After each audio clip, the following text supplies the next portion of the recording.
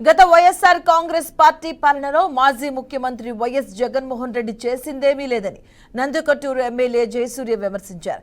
నియోజకవర్గ అభివృద్ధి జరిగింది టీడీపీ ప్రభుత్వంలోనని చెప్పారు. ఇక మళ్లీ కూడా అభివృద్ధి చేసి చూపిస్తామన్నారు. మండల పరిధిలోని అల్లూరు గ్రామంలో నంద్యాల పార్లమెంట్ ఇన్ఛార్జ్ మాండ్ర శివానందారెడ్డి, మాండ్ర ఉమాదేవిల ఆధ్వర్యంలో మున్సిపల్ కౌన్సిలర్లు 12 మందికి ఎమ్మెల్యే గిత్తా జయసూర్య పార్టీ కండువా కప్పి పార్టీలోకి ఆహ్వానించారు. 3.5 సంవత్సరం అవుతుంది. వాళ్ళకే ఎక్కడ తిరిగినా కూడా ప్రజలు క్వశ్చన్ చేస్తున్నారు. డ్రైనేజెస్ కాలువలన్నా లేవు, మంచినీళ్ళు కుళాయిలన్న సమస్య ఉంటుంది, ఆర్సీసీ రోడ్స్ అన్న సమస్య ఉంటుంది. సో అభివృద్ధి పథంలో నడవాలంటే ఒక తెలుగుదేశం పార్టీతోనే సాధ్యపడుతుందనే ఉద్దేశంతో కౌన్సిలర్స్ అందరూ ఎట్లా మన దగ్గరికి తెలుగుదేశం పార్టీలో చేరడం జరుగుతుంది. ఖచ్చితంగా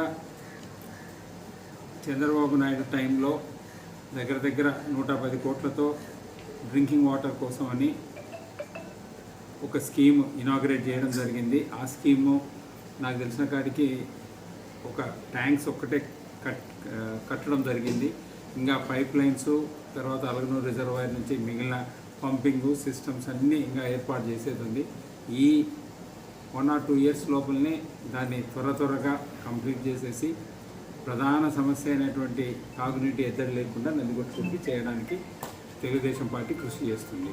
కానీ ఇప్పుడు మరలా ముఖ్యమంత్రి చంద్రబాబు నాయుడు గారు అయినారు కాబట్టి ఇక్కడ స్థానికంగా ఉన్నటువంటి ఎమ్మెల్యే